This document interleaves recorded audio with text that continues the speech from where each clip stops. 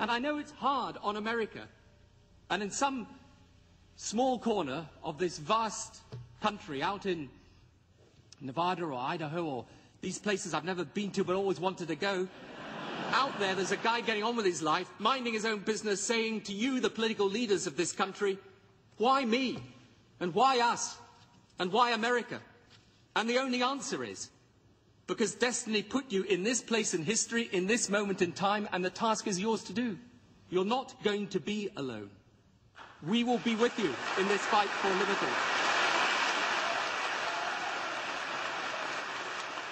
Tony Blair will have his desired place in the history books, but it will be as the British Prime Minister who helped destroy the one liberty that was supposed to be non-negotiable.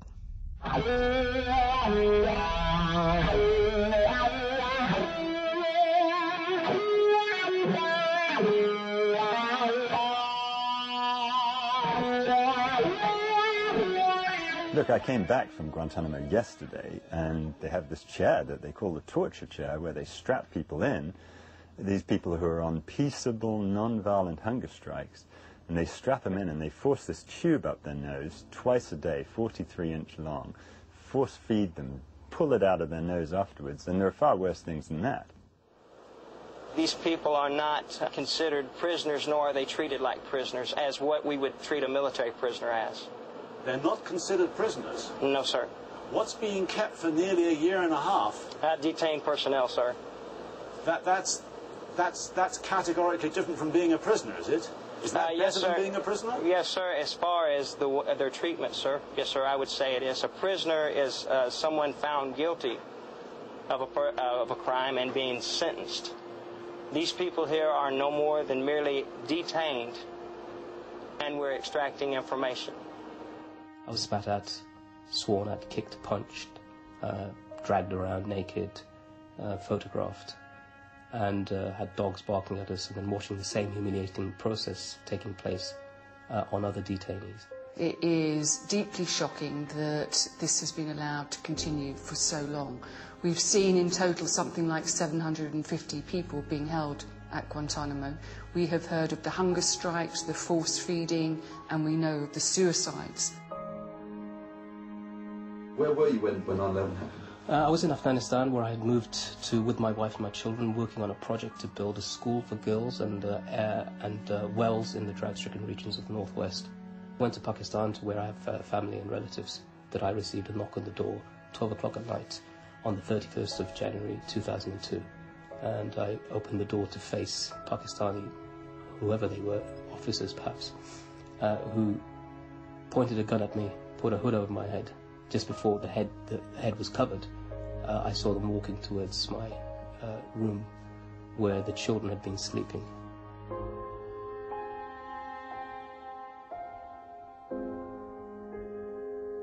The Americans were offering rewards of $5,000 per head, so that many people were actually handed over in this way.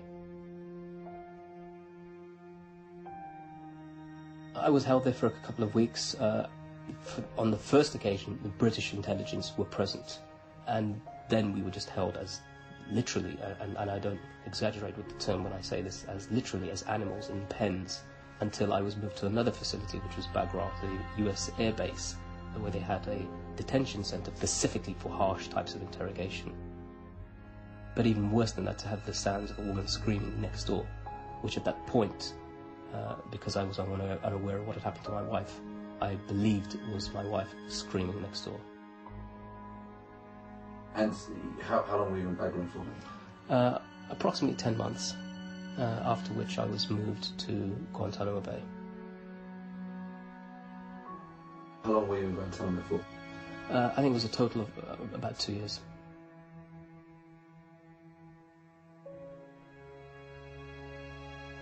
Is there a gradual process of getting information out? Tell me, what's your task? We really can't get into interrogation issues. That's just not something that we discuss.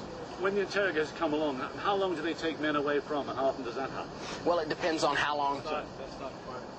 Anything dealing with interrogations, we can't discuss. I see.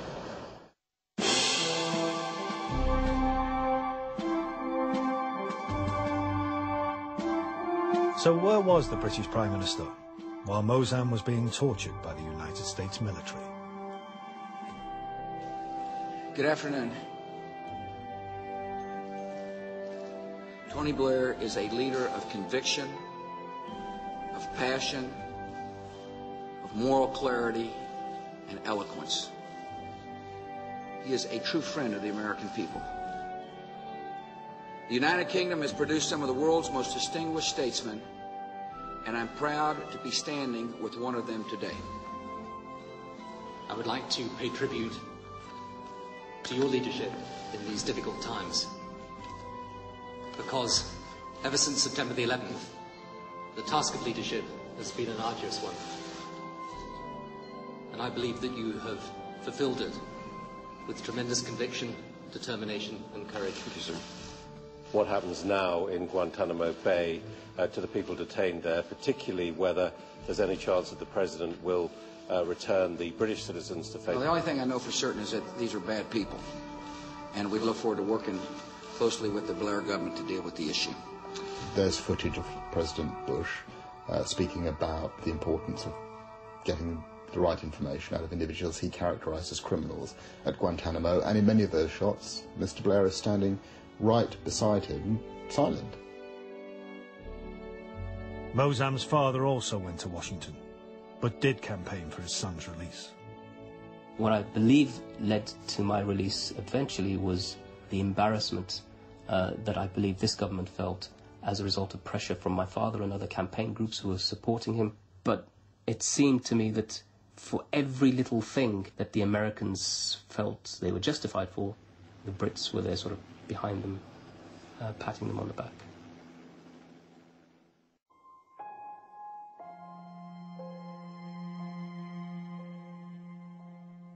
The prisoners in Guantanamo represent 4%, just 4%, of the American prisoners held in secret detention around the world. 96% we're not even talking about. What we also see is what the Americans call extraordinary rendition, which is where people are then moved from countries that would not use torture to many countries that do use torture to be interrogated. Rendair, the ultimate low-cost airline. We've flown thousands of lucky travelers around the world on our luxury Gulfstream jets. Our routes include all the world's torture hotspots. We'll be stopping to refuel at Prestwick and Manchester airports. Even though this is against international law, the British government would turn a blind eye, so there's no delay to your journey.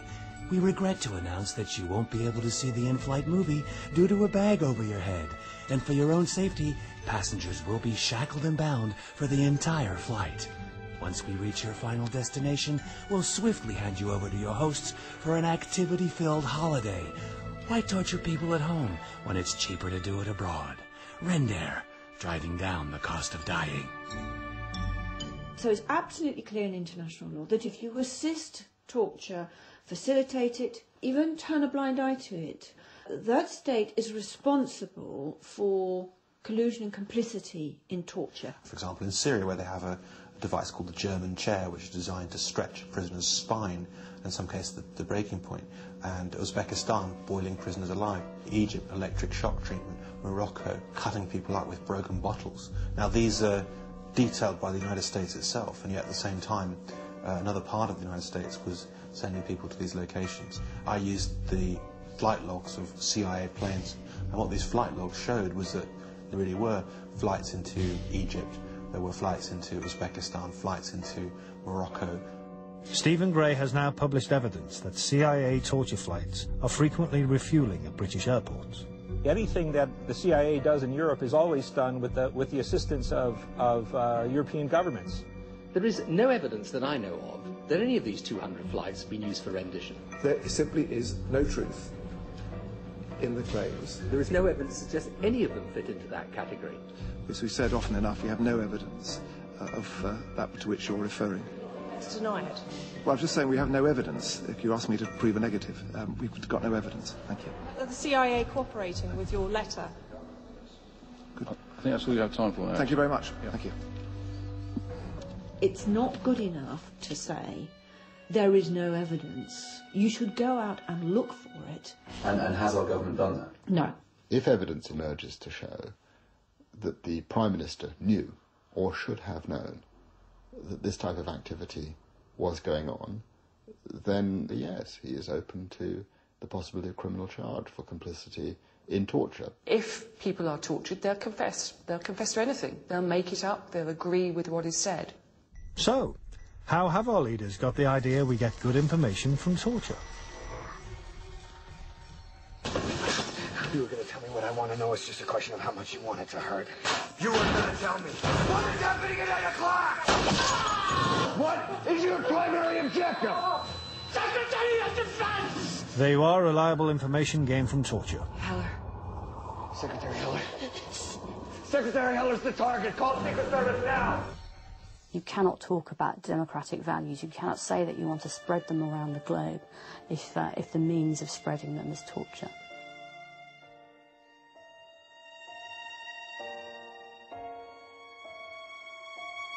Riz Ahmed is an actor who starred in the film Road to Guantanamo. Life imitated art when Riz flew back from the Berlin Film Festival and was detained as a terrorist at Luton Airport. They knew that I was an actor for this film and that I'd been travelling here for these reasons. The guy who got me in a wrist lock and took the phone off me sat down on a table quite close to me and started pretending as though he was going through my phone. Fucking brick trader! Calling me a little fucker. And the funny thing is, at the end of it all, when I got the phone back, the language of the phone had been changed from English to Danish. So he wasn't even actually looking through my phone. He was just randomly pressing buttons purely to wind me up. The whole incident kind of did inspire me to write this song, the post 9/11 blues. Riz is still one of us, but if I haven't shaved, they won't sit with me on the bus. Everybody do the post 9/11 dance. Look scared, shake your ass, when the bombs go blast. Everybody shake your post 9/11 songs. So the dossier was wrong, Jackson will go perform. Sing a song, sing along, Bush and Blair in a tree. K-I-L-L-I-N-G. Shave your beard if you're brown, and you best salute the ground. Or they do you like Brazilians and shoot your ass down. Post 9/11 policy might seem harsh, but it's the terrorists' fault. We got ID cards and a congestion charge, and they're extending far. And electronic tags on the chav children's arms. Of course we need Belmarsh. 28 days, they're all suspects, so literally be watching your back. I farted and got arrested for a chemical attack. Dropped a litter on the street. You know, we're letting them win, you know, by stirring up this climate of fear. That we don't just have laws that are preventing us from doing things, but there's these kind of tacit new parameters that people feel they're having to operate within. Whether it's my family saying, well, you shouldn't speak out about being abused by Special Branch, or whether it's, you know, big radio DJ saying, I love this track, but, you know, I'd get a sack if I played it. If BBC don't want it, I'll send it to Al Jazeera. Yeah. Everybody do the post 9/11 dance. Just scared, shake your ass.